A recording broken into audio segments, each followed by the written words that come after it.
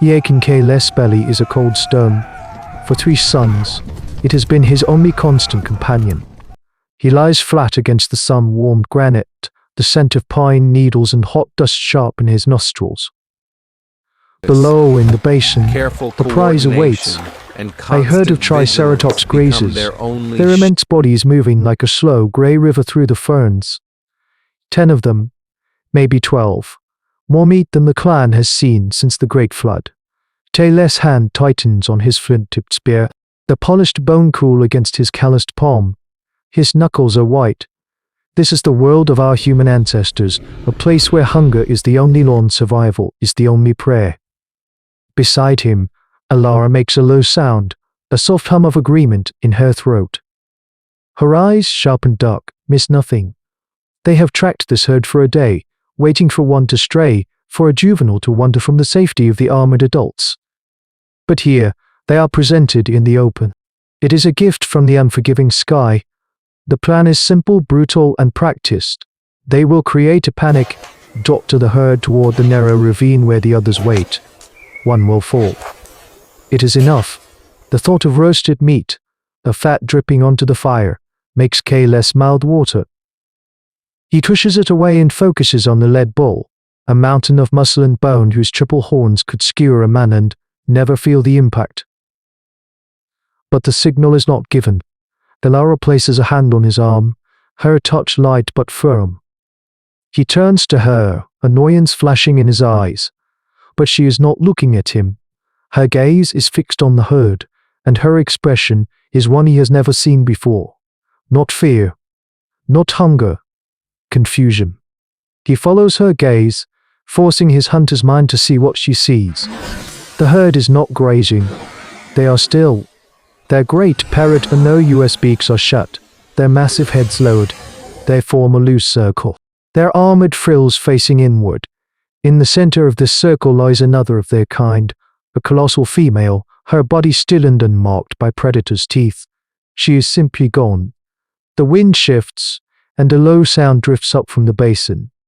It is not the bellow of a challenge or the grunt of contentment. It is a deep, resonant rumble, a vibration that seems to come from the very chests of the giants, a sound that feels less like animal noise and more like the earth itself is groaning. One of the bulls steps forward, nudging the fallen female with the tip of its nasal horn. It is a gesture so gentle, so at odds with the creature's terrifying power, that it freezes the breath in K's lungs. These ancient humans are witnessing something that defies every instinct they possess about the beasts of this world. This is not a gathering of animals, it is a vigil. Come, listen to the silence of the beasts, and ask yourself where the human mind truly began. They return to the caves not with the triumphant shouts of a successful hunt, but in a heavy contemplative silence. The rest of the clan, the old, the young, the makers of tools, see their empty hands and their faces tell the story of hope turning to ash. The fire casts long, dancing shadows on the limestone walls, shadows on the limestone walls, shadows that look like hungry beasts.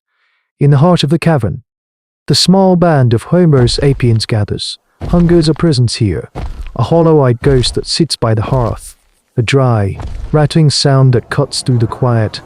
Kale recounts what they saw, his voice low and flat.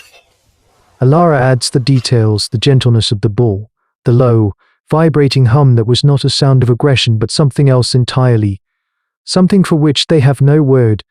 A murmur spreads through the 20 souls who call this rock shelter home. It is a sound of disbelief, of frustration. Bor, a man built like a boulder, rises to his feet. His face is a roadmap of scars, each one a story of survival. In his hand he holds a heavy axe, a brilliant piece of osteodontocratic technology crafted from the sharpened femur of an allosaurus and bound with sinew. He strikes its stone head against the cave floor for emphasis. He growls that they are distracted. He calls it a gift from the spirits of the mountain, and questions their talk of watching. He states that his child's belly is empty, and their words will not fit it. He speaks for the majority. He speaks the ancient, brutal truth of their prehistoric life. Meat is meat. Weakness is an opportunity. To hesitate is to die. Elara stands smaller than Bioa but in boat. She does not look at him, but at Anar, the clan elder, whose eyes hold the memory of winters that have killed half the tribe. Elara says that he is right. The hunger is real. The hunger is real. And they have survived because they see it as it is, not just as they wish it to be. She insists what they saw was not weakness. She pauses, searching for the words. She describes it as order, a thing with purpose. To attack them now in that place feels unwise, like throwing a stone into a deep pool without knowing what sleeps at the bottom. She speaks of a new kind of fear, not of horn and tooth, but of the unknown, of a mystery that their spears cannot solve. This is the friction at the core of human evolution, the moment instinct clashes with intellect. Kel remains silent to him. The hunter in him screams agreement with Bor.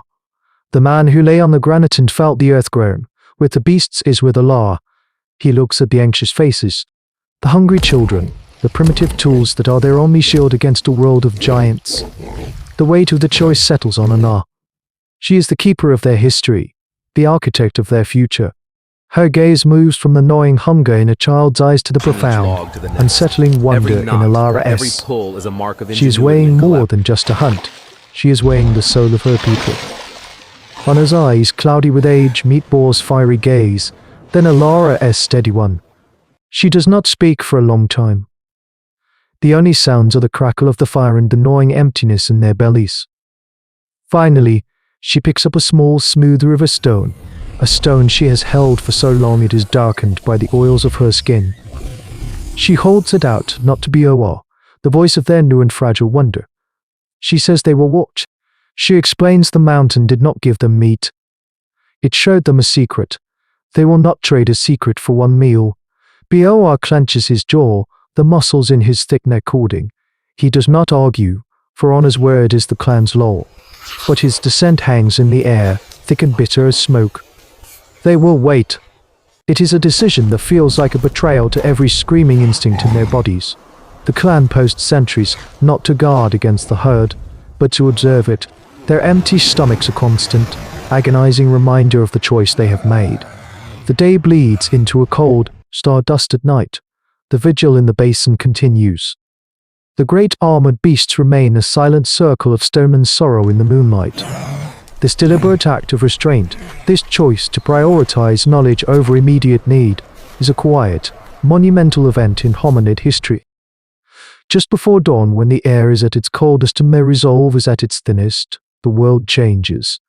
A new scent fouls the air, a charnel stench of rotten drop hour that makes the hair on K-less arms stand on end. The ground begins to tremble. The deep, rhythmic booming, it is not the groaning of the Triceratops, but the footfalls of a god. From the tree lane opposite their perch emerges a nightmare. A Tyrannosaurus Rex, its massive head silhouetted against the pale dawn, is drawn by the scent of the dead. It is larger than any predator Kale has ever seen, a walking mountain of teeth and muscle. A silent, collective gasp runs through the hidden humans. This is it. This is the end of the herd, and had they attacked, they would now be caught in the open facing this monster. But the herd does not panic.